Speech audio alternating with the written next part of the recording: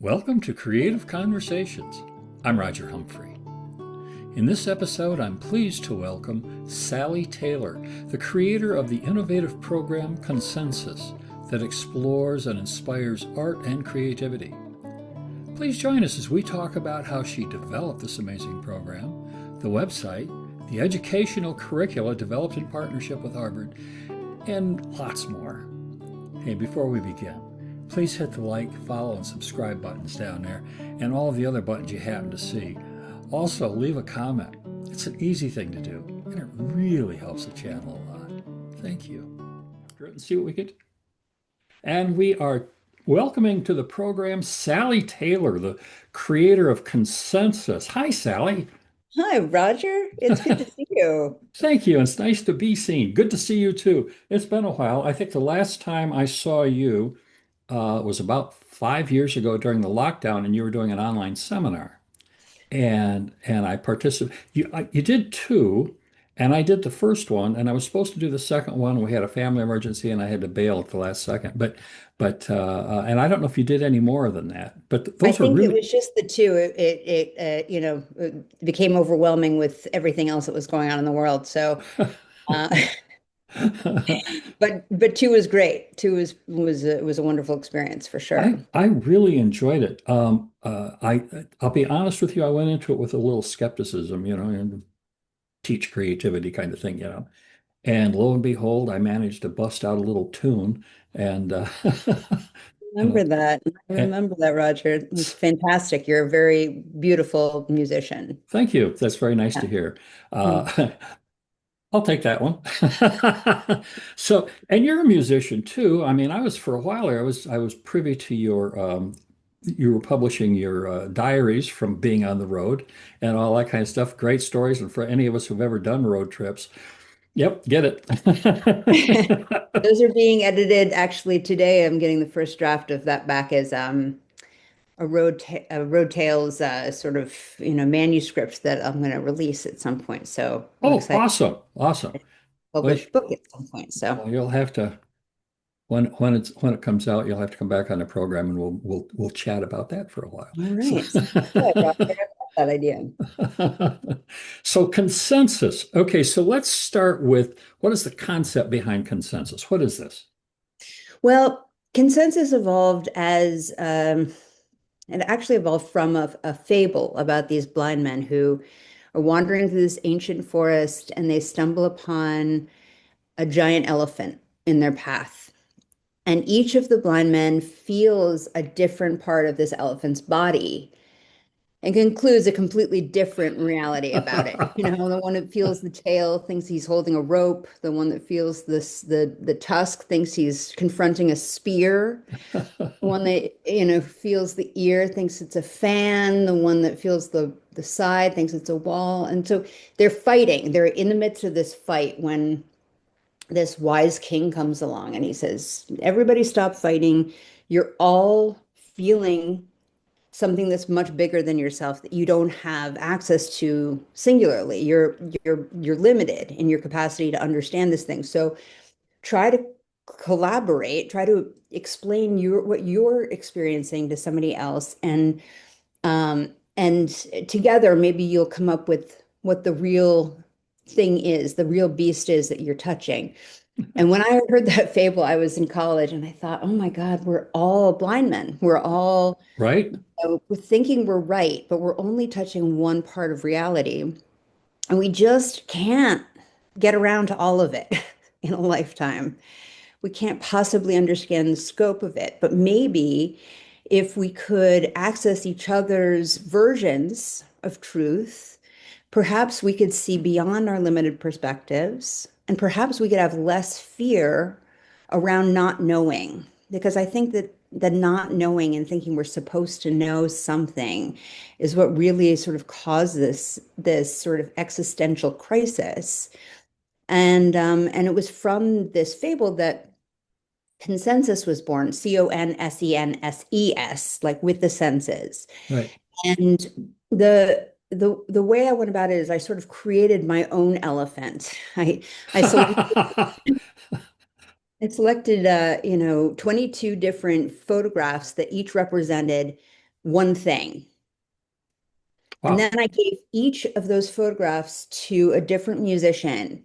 And I said, what does this mean to you? There's no right or wrong answer. I just want to understand this photograph through your musicality, Right.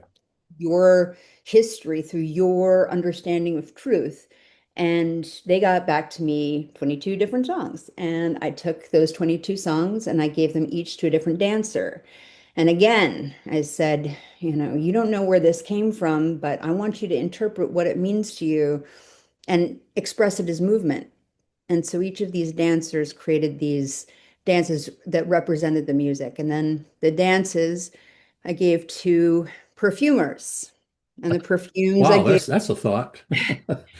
I gave the perfumes to poets, and the poems to fashion designers, and the fashion to chefs, and so on and so forth. And I really wanted to represent all the different modalities of interpretation. I wanted to represent, sight, sound, touch, hearing, but now I'm just messing them up. But you know what they are. You know what Absolutely. the Yeah, right, buzzwords. right, right. So that was sort of my goal, was to sort of offer a sort of a game of telephone through the senses that people could see and sort of follow along in this progression, almost like a lineage, where you don't get to know who your great great great grandfather is, but you might carry around his smile, or you might not know, where this, you know,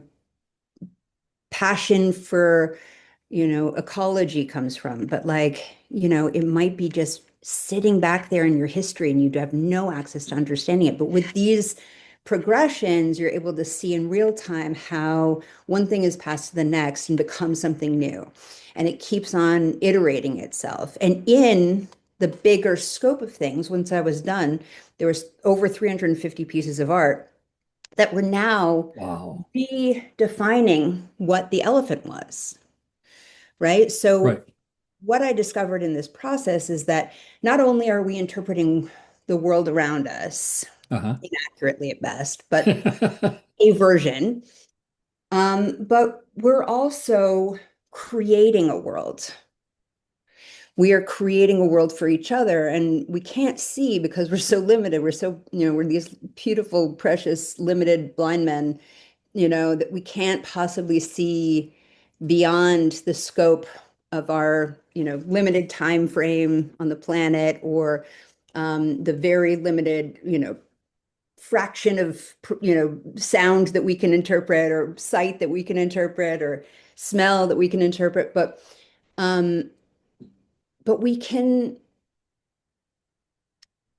for a moment, take it for granted that we can't see everything, and take it for granted that there is this larger essence where we're all connected. Because through these chain reactions, what I got to see, and I've been doing this now, consensus projects all over the world for 14 years, what I've been able to see is that each of these progressions are saying the same thing. Okay, They and that each is? contain the same elements. So in one chain, you might see blue recurring, over and over and over again, even though there's these gaps where things go from, a visual photograph to a perfume to a painting to a piece of music to a dance, where there's these moments where there's no visual available. You see these chain reactions contain within them the same elements over and over and over again. And to me, that sort of helps me to feel less afraid of being a human on the planet, not knowing what the elephant is. And I and I hope that that's what it does for other people. I hope that it lets them know, okay, we're not alone. We're actually super connected. And not knowing is what makes us make art. it's kind of a grown-up version of what I said years ago to some people, and that is that, if you stand on the south side of the tree and look at it, and I stand on the north side of the tree and look at it, and we both look at the same tree, we're going to see different things. And it's the same tree, you know. But yours is a more grown-up version. I like yours better. I don't know about grown up. It might be just a larger scope of it, but I think it's the same message. So when I first became aware of consensus, it was actually through a friend of mine who's a photographer, Jane Rosemont. She said, "You got to I check this out." love Jane. I'm sorry. I love Jane. Oh, isn't she great? And Wonderful. man, we go back a moment. So anyway, uh, uh, and her husband Dick. I don't. Do you know Dick too? I don't know Dick, but I've talked to Jane quite a bit, and she's told me a lot about him. And He's, yeah, they are absolutely wonderful people. they Wonderful people. really, yeah, they're So exciting. anyway, I first became aware of it, and she said, "God, Roger, you got to be a part of this." So I said, "Okay," and and you were kind enough to include a couple of my pieces at one point. So the old consensus, and it's evolved a little bit. Let's talk about the old one that was online. What was that, and what were you doing within that concept? Well, the first consensus was something that I started in 2012. And it was that one that I was just referring to, Uh-huh. 22 pieces, which iterated, over 350 pieces of art.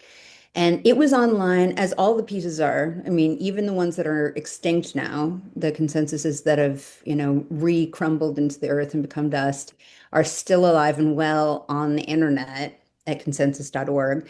Um, and they've sort of, they exist as galleries in themselves, as, Okay. places where people can go and sort of trace through these lineages and also read what I see as sort of the glue between them, which is each artist interprets what it means to them, what they're interpreting, and then they respond with an artist statement that says, this is what I saw, this is what I created. And then the next person doesn't have access to that or the title of the piece, but then says, this is what I interpreted, this is what I created. And so it sort of glues these chains together in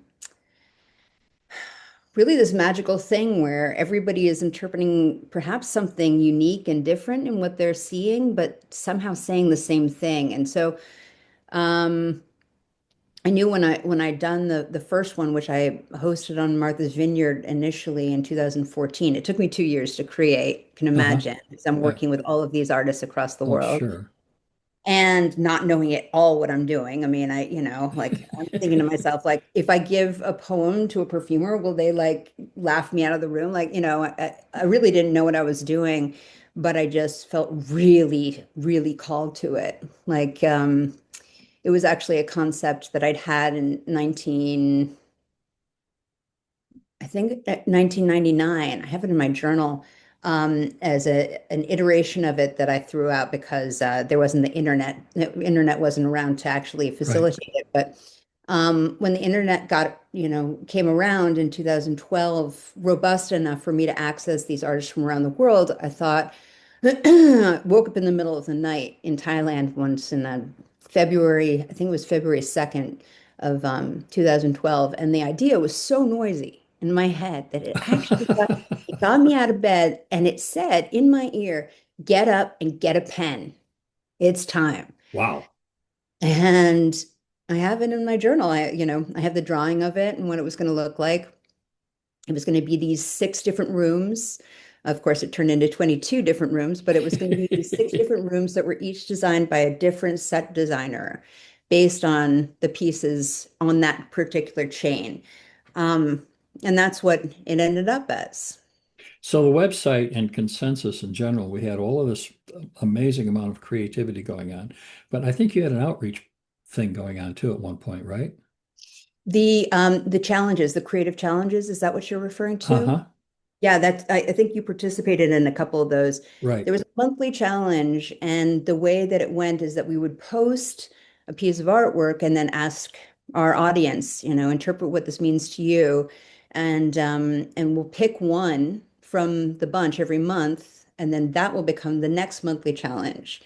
So that was really exciting because I think it gave, our people who were really excited about consensus and really got it from the jump, an opportunity to participate because what I really want artists, what I want people to know is that they're all artists. They might not be, they might not have honed their craft yet, but they're making up the most beautiful vision of the world and walking around with it in their heads. Right. And, all they need to do is, work on their vocal cords or on their writing or on their painting, Sure. and they can participate in this conversation about what it means to be on the planet. I've been thinking a lot about uh, DNA as being the paintbrush that the universe uses to paint a picture of itself, Oh, okay. and that the medium is discomfort and pain and isolation and feeling separate. And it's only in that state that, you know, we're actually willing to reach toward connectivity. And in that reaching and in that longing for connection, we create art and reaction. So that's what I've been thinking about today. So now the new consensus, I was on that site recently, and you're going to different geographic locations and working with local artists. Is that correct?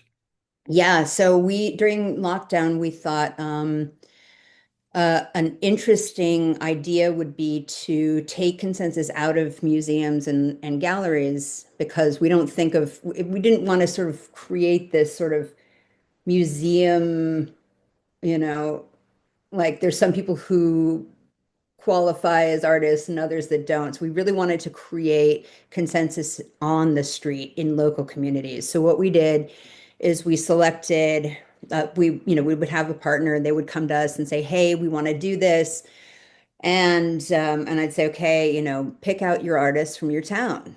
Let's ask them to participate. And then we'd find, a local barista, let's say, and a candle maker who uses essential oils, and we'd find a musician and a painter and a poet, and we try to get the complexity of the population into the conversation, the consensus conversation.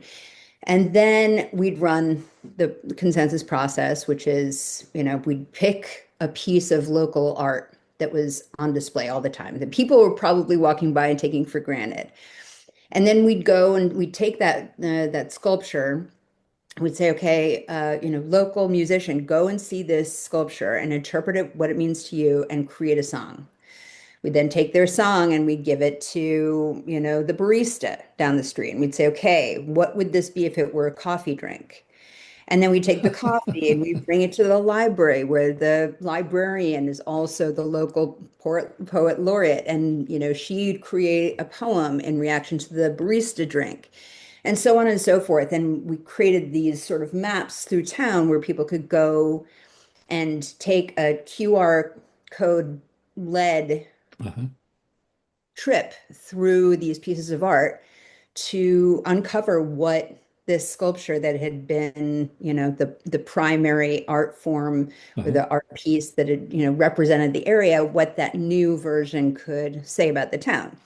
And so we've done this now, I think like 10, maybe 12 different places.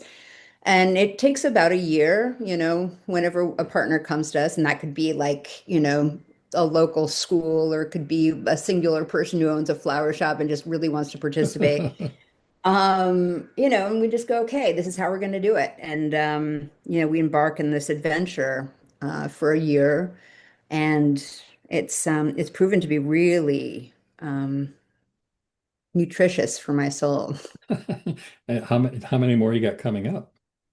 Zero right now. Oh, We're taking a little bit of a hiatus just because I'm trying to get this book, ah, the road journal is written, and yeah, and so there's just time other. is such a valuable commodity and so It easily is. used. It is. But if the right project comes along, I'll definitely pick it up. I'm not shy about having multiple, juggling multiple projects. Well, that's the artist in you. True, true. Busted. Thanks. I think we all do that. It's like, well, I think I'll do this. I think I'll do this. And this sounds good. And all of a sudden you realize you got, way too many plates that you're juggling. So, Right. so anyway, um, so is there an educational component? Do you reach out to schools or anything like that?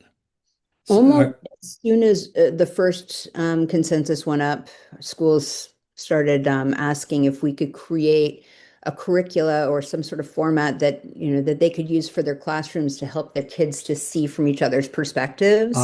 Beautiful. And so, with the help of Harvard Education School of Education, I worked on this this curriculum for 2 years, which lives on line, and it's probably the thing that I've worked on the hardest and iterated the most in the past, I don't know, like 12 years. Um, and and it's got a teacher training component, and the way that the curriculum works is that the teacher sort of selects a subject that they want to understand through their students' perspective. Could be a Ah, poem, could be the school mission statement. It could be anything. And then the curriculum is such that it teaches a small lesson in each medium, each class. So when students, when you go to the students and you say, okay, I'm going to ask you to take a picture of this poem, whatever it means to you, right? And each student takes a different photo. And then those photos are all mixed, and given to another student in the class. And each student has to write a song about it. And there's a little class about, tone and timbre and hmm, color and, basically how to paint the photograph that they've received with sound. right. And so the students do that, and then it's passed on to them for music, or sorry, for movement, and then for poetry, and they get these 7 different mediums to actually experiment with. Um, and it's really exciting. I mean, the kids that have done it, and at the end, there's a big the schools put together like little gallery spaces within their schools, and they have open it to the public and stuff, and that's really cool. But the thing that I love most about it, I mean, even more than how much I love that the students go, oh my gosh, I realized that, like, I only have one version of Marcia, and my my version isn't necessarily right. And I've been like trying to get everybody to see my version of Marcia and assuming that everybody is, and nobody is. And like, why am I so worried about everybody, each singular person's perspective of me? Like, that's exciting. But the thing that I love most is when kids take one of the medium that they explored and then they use it moving forward to become an artist. Oh, wonderful. And like, I had a kid recently come to me and say, I'm a photographer now because of the lesson angle and what, taking a picture from high up means, as opposed to from low down, as opposed to eye level, as opposed to, far back. It helped him to see that, angle and perspective really creates intention. And That's That's really exciting. Yeah, I've spent most of my adult life working, teaching and teaching children a lot of very young children and such. And at some point in there, early on for me, there is a recognition mm, that it's a huge responsibility. That huge. you just all of a sudden you're going, I'm filling this vessel, so I better be doing it right. I better be Mm, putting the good stuff in. that's very loving. That's a very loving way to put it. And so did you have that moment too when you were doing it? Yeah, I think probably the reason I took so long with it is because I really do think teachers,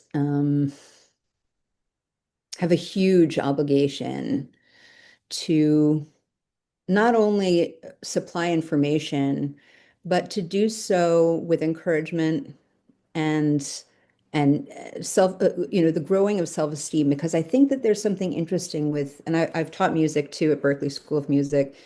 Um, I think that there's the problem with education. Now we're getting into the problem with education is that it gives you the false belief that you will know something at the end.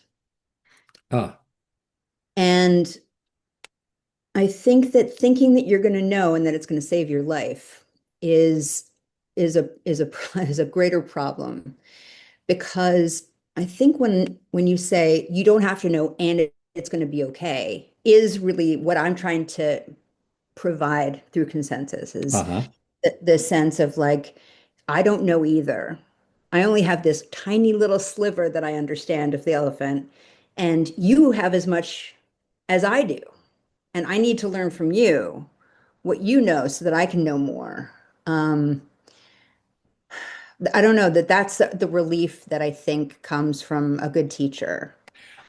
For me, it was always encouraging the kids to say, okay, you can put your fingers here and we can create the notes this way, but that's not creating music. That's a different thing. And teaching them to find their own voice. You don't have to sound just like the record. You don't have to sound exactly like this.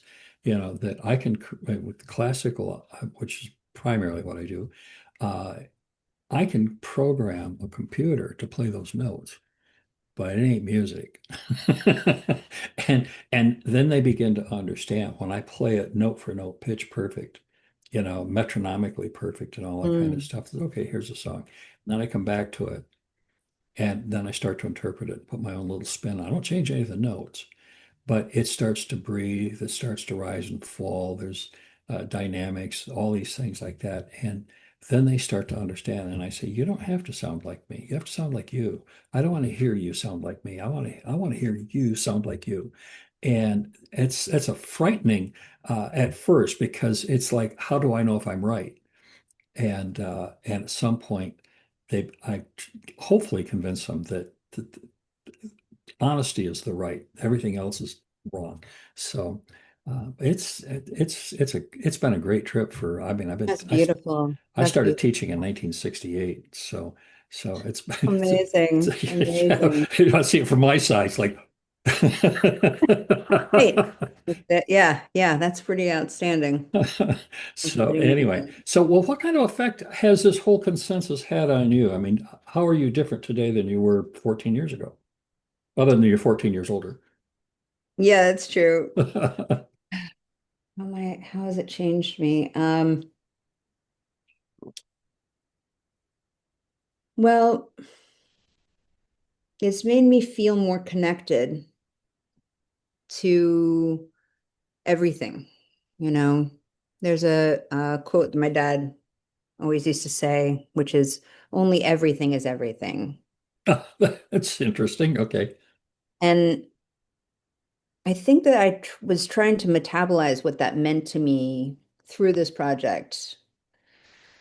And what I think it means to me now is that, every single thing is everything. You can't have everything without every single thing. Right. But also, within every single thing, there is also everything. Okay.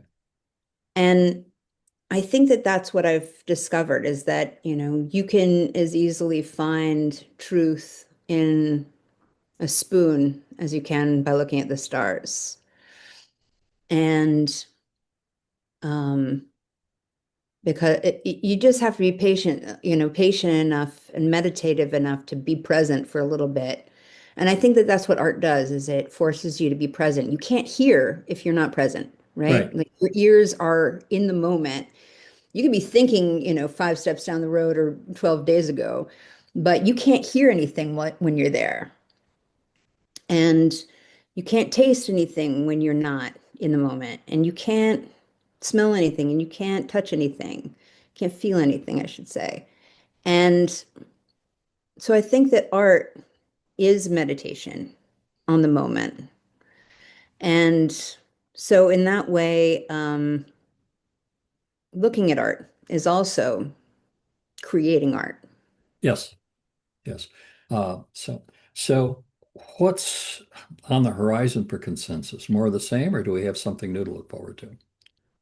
There's always something coming up. I always sort of think about it as being this mysterious, magical beast that I am riding on top of, and I'm supposed to have really loose reins with it. Like it knows where it wants to go.